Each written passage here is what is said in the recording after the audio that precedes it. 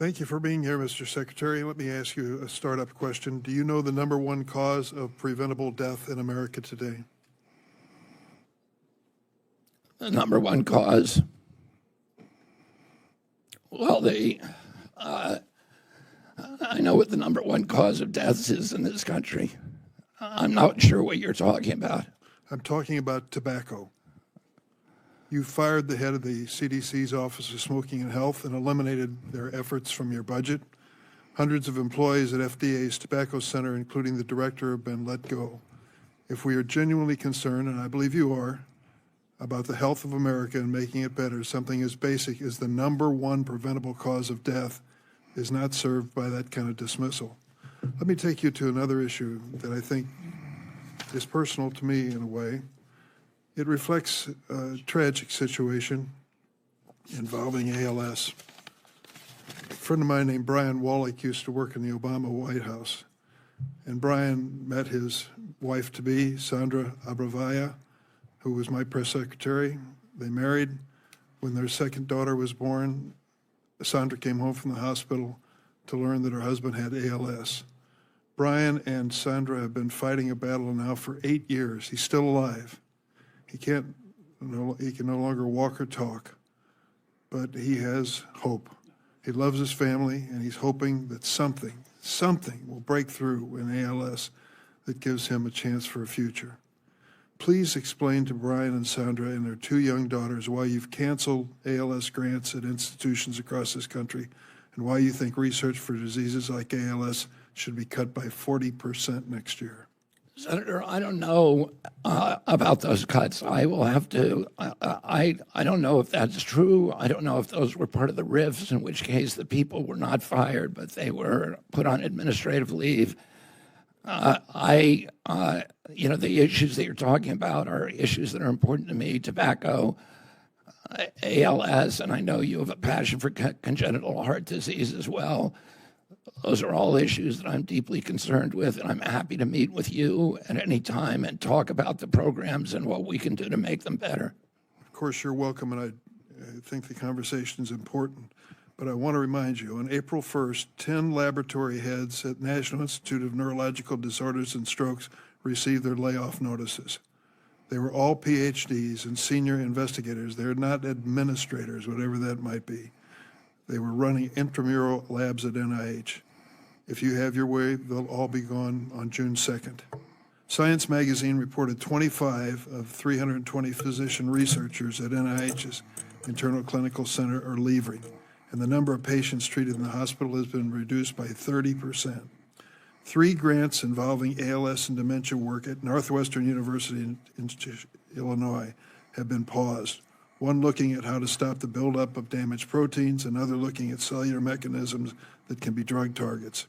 Just last week, an ALS researcher at Harvard had his grant cut that was using AI to accelerate the reversal of ALS symptoms. Brian Wallach is waiting for a cure. He is not giving up. His source of hope is this research that you unfortunately are terminating. How can we possibly address his concerns and give hope to people across the country who are suffering for so many diseases when our government is cutting back on that research? As I said, Senator, I do not know about any cuts to ALS research, and I'm happy to meet with you. I just read them to you. I will have to go and talk with Jay Bhattacharya and find out what the rationale was for those cuts. I just don't know about them until you told me about them at this moment. There are many things that concern both of us about the state of public health in America.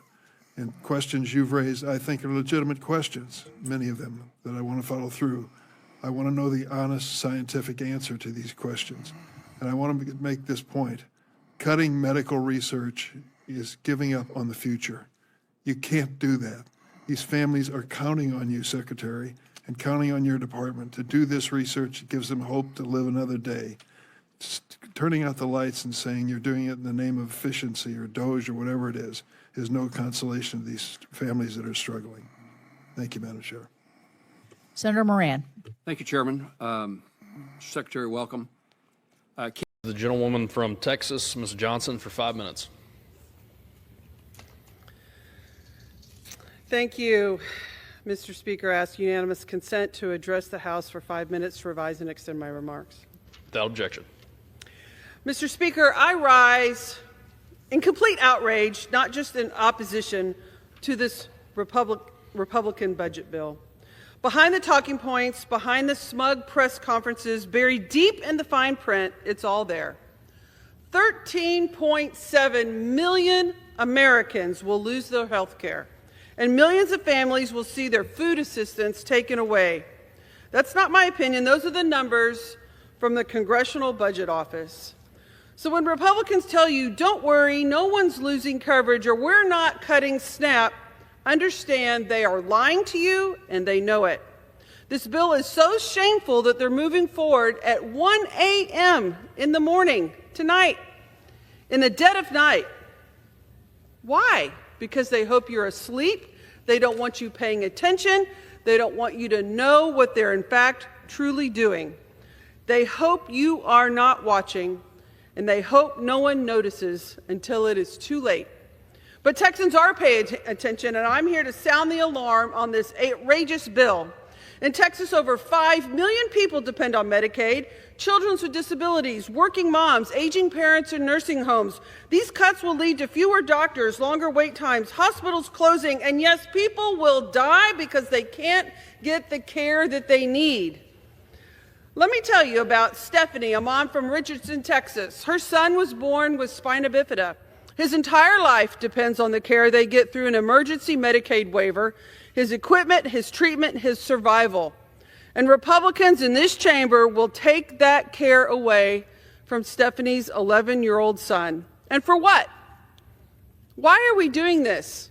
Why are we causing so much pain across so many families in this country who depend for basic needs so that Trump and his friends can have a huge tax cut? The other thing that is deeply concerning is we have an incredibly large deficit. And all the Republicans peacock around parading about how atrocious the deficit is. But this bill is going to add $4 trillion to the deficit. It is not conservative. It is not principally financially prudent, responsible legislation. It is outrageous and borderline criminal against the people of this country. And let's talk about food assistance. 1 in 7 Texans rely on SNAP. At a time when Trump's tariffs have made groceries more expensive than ever, Republicans want to take food off the tables of families who are just trying to get by. This isn't about fiscal responsibility. It's about cruelty. It's about choosing hedge fund managers and people like Elon Musk over hungry kids. Hungry kids. Budgets are moral documents, and this one being put up by House Republicans is morally bankrupt. I will not be voting for a bill that abandons families like Stephanie's and lets kids go hungry, that sells out our most vulnerable neighbors just to pay for another tax break for those who definitely do not need one. And if you're a member of this body who claims to care about life, liberty, or your own constituents, you should not vote for it either. Because if you show me your budget, I'll show you your values.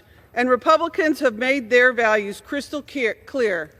They value a handful of wealthy people in this country over the millions of hardworking families who depend on their United States government.